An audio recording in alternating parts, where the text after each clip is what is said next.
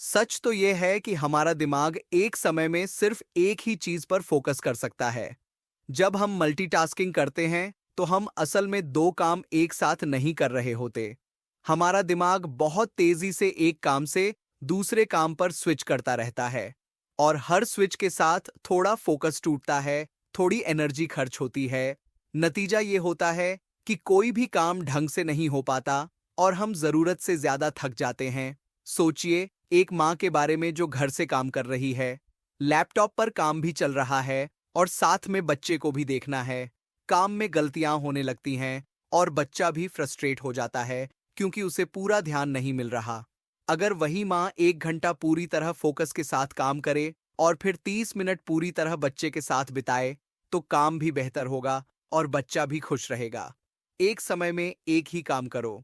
जो भी कर रहे हो, उसे अपना 100% दो। यह न सिर्फ आपकी प्रोडक्टिविटी बढ़ाता है, बल्कि मन को भी शांति देता है। जब आप पूरे मन से काम करते हैं, तो आपकी क्वालिटी ऑफ वर्क और आपकी क्वालिटी ऑफ लाइफ दोनों बेहतर हो जाती हैं। जब भी आप किसी छोटी सी बात को लेकर बहुत ज्यादा परेशान हो जाए, तो एक पल रुकिए और खुद से पूछिए, आज से 100 साल बाद क्या इस बात से किसी को कोई फर्क पड़ेगा? वो प्रमोशन जो आपको नहीं मिला, वो बहस जो पार्टनर से हो गई, वो कार जिस पर स्क्रैच आ गया, 100 साल बाद यह सब कहीं खो चुका होगा। किसी को याद भी नहीं रहेगा। मान लीजिए, आप एक प्रेजेंटेशन देने वाले हैं और बहुत नर्वस हैं। दिमाग में डर चल रहा है कि अगर गड़बड़ हो गई तो लोग क्या सोचेंगे। अब 100 साल वाला सवाल पूछिए, क्या 100 साल बाद किसी को याद रहेगा कि आपकी प्रेजेंटेशन कैसी थी? बिल्कुल नहीं। यही एहसास आपकी चिंता को तुरंत हल्का कर देता है। यह सोच आपको याद दिलाती है कि जिंदगी सीमित है और इसे छोटी छोटी बेकार चिंताओं में बर्बाद नहीं करना चाहिए। उन चीजों पर ध्यान दीजिए जो सच में मायने रखती हैं: प्यार, खुशी और सीखना। हम सबके अंदर एक धीमी और शांत आवाज होती है: इंट्यूशन, गट फीलिंग, अंतरात्मा। यह आवाज हमें बताती है कि क्या सही है और क्या गलत। लेकिन बाहर की दुनिया का शोर इतना ज्यादा है कि हम इसे सुनना ही भूल गए हैं।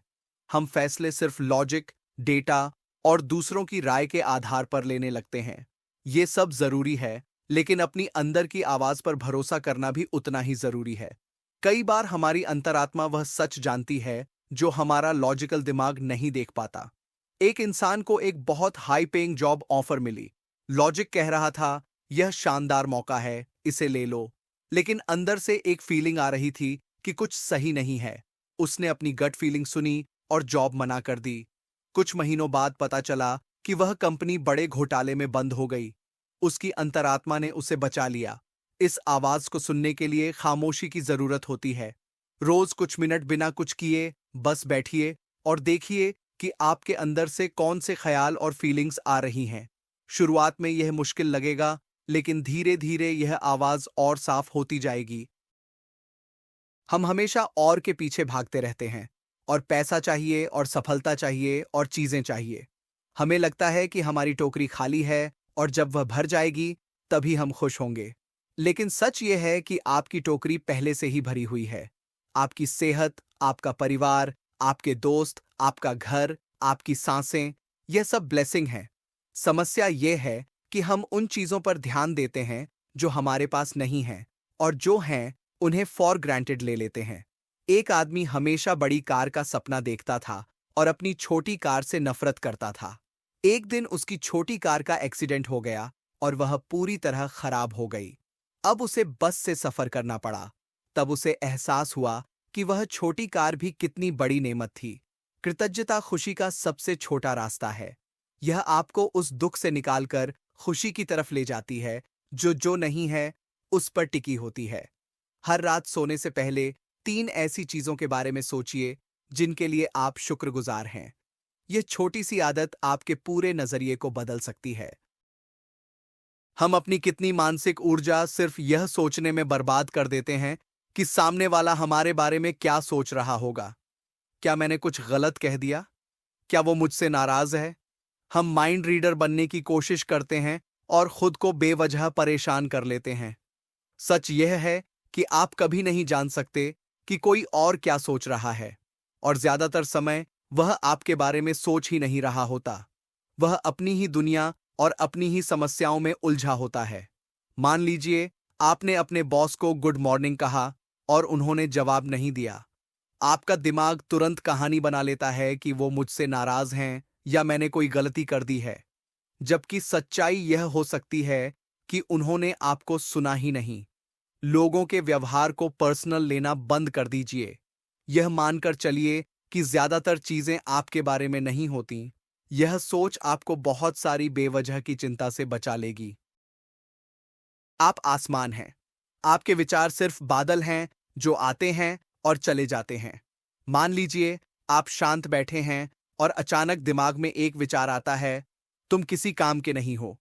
पुराना तरीका उस विचार से लड़ना या उस पर यकीन कर लेना। नया तरीका उस विचार को सिर्फ नोटिस करना। बस इतना कहना, देखो, मेरे दिमाग में मैं किसी काम का नहीं हूं वाला विचार आया है। जैसे ही आप उसे एक दर्शक की तरह देखते हैं, उसकी ताकत खत्म होने लगती है। यह प्रैक्टिस आपको अपने मानसिक ड्रामे से अलग होना सिखाती है। आप समझने लगते हैं कि विचार सिर्फ विचार हैं, सच नहीं। वे सिर्फ दिमाग में उठने वाली लहरें हैं और आप लहर नहीं हैं, आप समंदर हैं।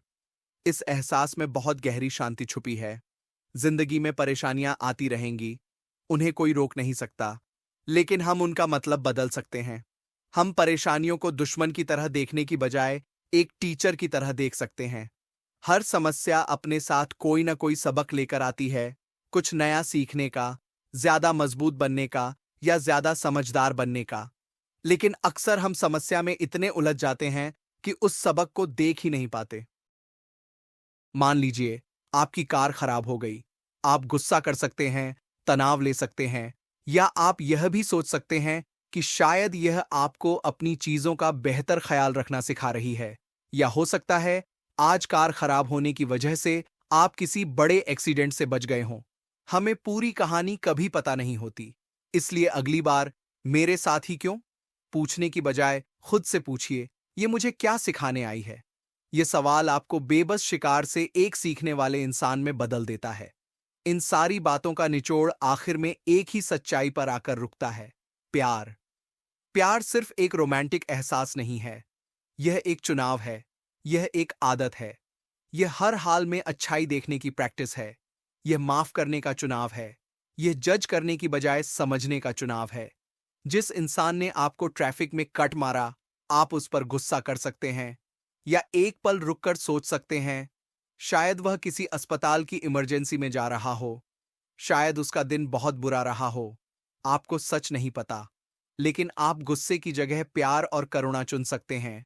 इससे उसका कुछ बदले या न बदले, आपकी दुनिया जरूर बदल जाएगी।